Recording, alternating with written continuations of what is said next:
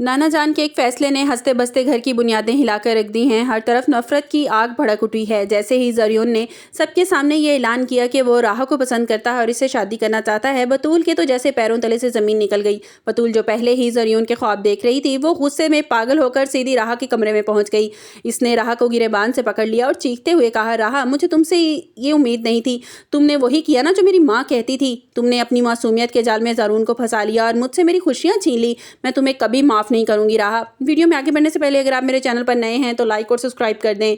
राह हैरानगी से बतूल के मुंह की तरफ देखती रह गई और बोली कि बतूल, ये तुम क्या कह रही हो? मैं तो खुद इस फैसले से परेशान हूँ। ये फैसला मेरा नहीं बल्कि नाना जान ने अपनी मर्जी से ही जरियून का नाम लिया है। मेरा इसमें कोई कसूर नहीं है। राह ने रोते हुए बतूल को बताने की कोशिश की कि मैं तो खुद अरमान से मोहब्बत करती हूँ और मैं इस बारे में सोच भी नहीं सकती। मगर बतूल पर तो हसद का भूत सवार था। उसने राह की एक नहीं सुनी और बद्दुआएं देती हुई वहां से चली गई।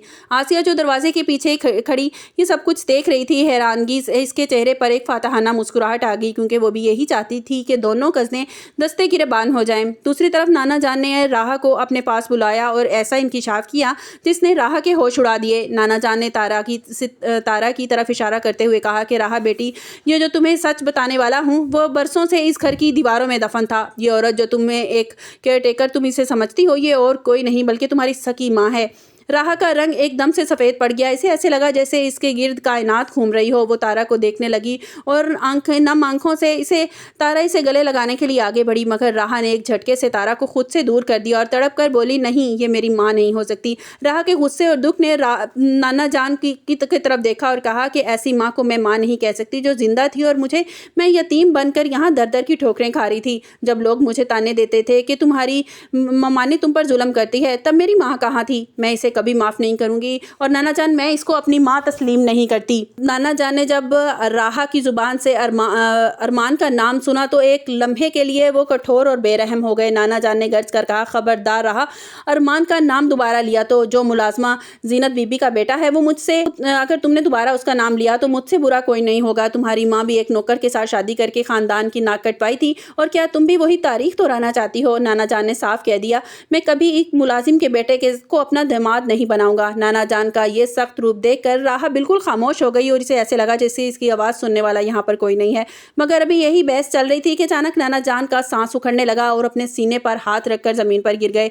अब फिर घर में कहराम मच गया। डॉक्टर को बुलाया गया मगर बहुत देर हो चुकी थी। नाना जान इस दुनिया से रुखसत हो चुके थे। एक ही लम्हे में राह और तारा दोनों बेयारो मददगार रह गई, क्योंकि इस घर में आसिया और बतूल का राज था। आसिया ने नाना जान के जनाजे में फ़ौरन अपना रंग दिखाना शुरू कर दिया और राह और तारा का सामान बाहर फेंकवा दिया। आसिया ने बड़े गरूर से कहा, इस घर में तुम्हारी कोई जगह नहीं है।